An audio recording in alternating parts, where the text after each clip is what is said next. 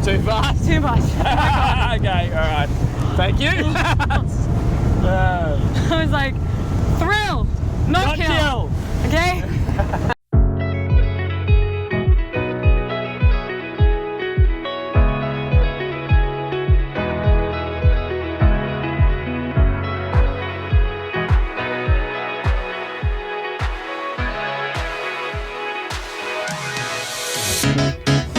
Almost as scared as when we got the helicopter. Okay, so we just took the boat offshore. We're not sure if the audio worked because we were zipping through some waves and had a bit of wind over the microphone. But my observations just there. This is absolutely an offshore boat. There's plenty of deep feed. This thing is rock solid and cruising through large rolling waves, maintaining in the 20 to 25 knot range was possible and safe. And then when we got out into the more rolling, smoother ocean stuff, we wound it up to 30. How did you feel, Ruby? I felt safe. Like, I felt safe out there. I was on a good boat. I knew that we were going to get back. Yep. The waves were awesome. They were really large, They were weren't they? awesome, but I had such good grip that I knew that we were just, You felt safe except for when I accelerated it. Yeah, just except then. for in harbour when you tried to kill me. Sorry about that. Thrills, not kills. All right. So we'll just wind it through. We'll just take it through the motions now that we're in the flat water, and you might be able to hear us on the audio a little bit better. Yeah. But we just, first thing I noticed, this boat gets on the plane 9-10 knots. She wants to plane. So she's going to be an efficient boat, even at relatively lower speeds. We're just doing 11 knots SOG here. We do have some tidal movement, and we've got 2,900 revs. So if I wind it up to 3,500, I can see that speed climbing through 15, 16, 17 knots. And then if we give it some, immediately she just wants to go. She's just got so much pickup. Yeah. Like, at 25 knots, because you got the wind in your hair, you feel like you're going a lot faster, is my initial sort of reaction or response to this. Yes, we have so much more speed potential, and we'll give it a little blast. Do you want to get comfortable? Yeah. Just going through this wave. You get safe. I'm going to put my hat backwards. That means I'm going fast. I'm feeling young again. Yeah, what do you mean I am young?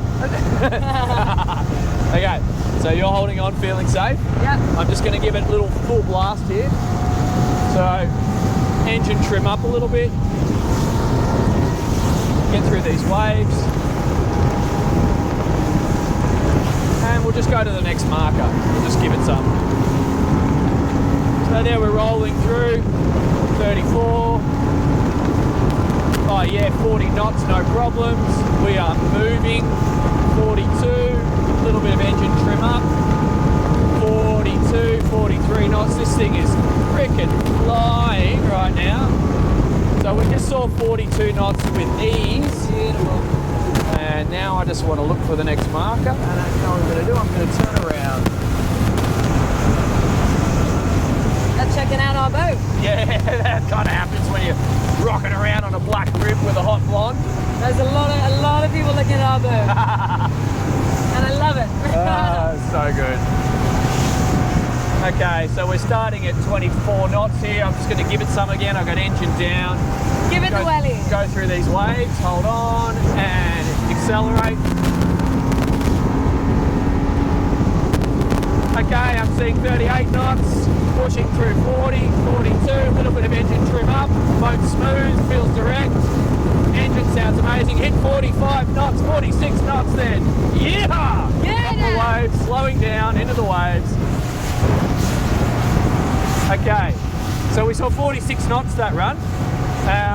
Geez, these Hondas sound good. They're kind of throaty. I enjoyed that. Let's do another run. Okay, engine trim down. I'm hooking it through the turn. This time we're not going to go fast. We're just going to do some turns and just see how this thing wants to grip. So I'm just going to keep it on the 25 knot range here. And we'll just do some gradual turns. So I've got engine trim down. I'm going to do 2 degrees up now. We've got a little boat with some wash here. We're just going to drive into his wash.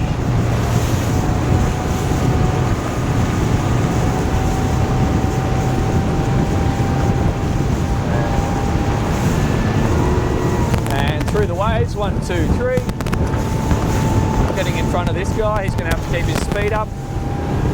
So that's nice. Like, back to your point before, Ruby, about how direct this thing feels. Yeah. It really does. For a rib, I've experienced many times on ribs before, when you hook it in a turn, it wants to lose the arse end a little bit and it'll slip out, or they'll really wobble over waves, whereas this has got much more proper boat feel, because it's a much more cutting action through the waves than that wobbling over. That's what you want. You feel safe on it. You do. I mean, like, flat water situations, a flat hull is okay. But actually, whilst we're on that, we will talk about the hull profile. So what's happening on this boat? We do have quite an amount of V in the front section of the boat, and that's then carrying that V all the way to the back of the boat. There's no flat planing plates or anything like that on this thing. This is a boat that should be, it's been designed for transiting between destinations in the Med. Okay. So go from, you know, Cairn to Monaco and all that sort of stuff. Yeah, but it's quite suitable for running around as a tender function, as an offshore run around, and as just a social boat. Yeah. This is a social boat. That's what it is, because you're not limited. Oh, actually, one thing I haven't spoken about, it's the helm position. This is comfortable. I feel like this is a standing helm kind of boat. I can't see myself driving like that. It's absolutely a stand up and drive. It's too lively. Yeah, the speed of it. It's too lively to be sitting down. You're not going to be doing the old man seated position on this thing. This is a lively, fun kind of boat. So I definitely think you're going to be standing up. But with that said, like, you've got a nice bum rest. This upholstery is amazing. This whole bolster seat area feels solid, and you've got a grab rail here. You've got, you know, good access to the wheel, and then resting your hand on the throttle is nice and simple. I'm going to do this. Yeah, like I'm sitting on it now. Yeah. I would say I feel safer and more steady when I'm standing. Yeah. But I can sit on it very happily. Yeah, but like, your arm wants to go there, doesn't it? Yeah. Try putting your arm behind me and see how that feels. I won't speed up on there. Does that feel safe, or? It feels safe. It's a fast boat. Yeah. You're going for the speed. You're going for the fun, and that's what's fun about it, you know. But is there another armrest behind you? Is that a grab handle somewhere back here? Is that easy to grab? Yeah. Or does that feel weird? No, it's fine. Yeah. I grab it. I just feel safer. I feel safer when I grab the front. This one.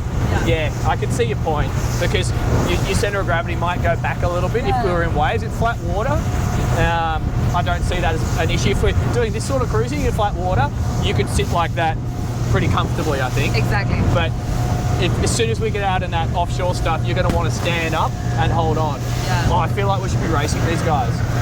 Oh, look at them go! That looks really uncomfortable. Oh my god, that looks awful. Yes. How's your lower back there, buddy? See, that has no grip. Yeah. See, you know what, actually, now that I'm doing this position feels good. Is that okay? Yeah. But see, as the driver, I would be careful not to accelerate too much, because I feel, I don't know, it's hard for me to tell where I am. We'll have a look when we do the walkthrough. Yeah. I feel like I might just be, look at all this tide. See, look at this. This is why you have a hull like this. Just slice it up, buddy. This is all confused water from the tidal movement, shallow water around us, but this thing is just eating it up. Whereas that guy over there is getting airborne, breaking his back. As the Aussies would say, crikey! Yes, absolutely. What do you mean? Doesn't everyone say that? Not in England, Dad. Oh. Feels so natural. Yeah! Queensland! That's what I race, everyone! Queensland! Okay, I think we've learned something, Ruby, so let's go back to the beach. Let's have a little walk through this hot Italian stallion. I'm growing to really like this thing. The Italian stallion? It is. But I think what I like about it is it's a manageable size. You don't need to complicate it with bow thrusters. You can invite, you know, a sensible number of friends. It's going to be affordable to take out. It's not going to be using that much fuel, and you can get in almost anywhere because it's just that size. There's always a berth. There's always somewhere you can squeeze in. You can always nudge it in between your mates' boats, that sort of stuff, which is not possible when you start to get larger and more excessive. But it's still offshore capable.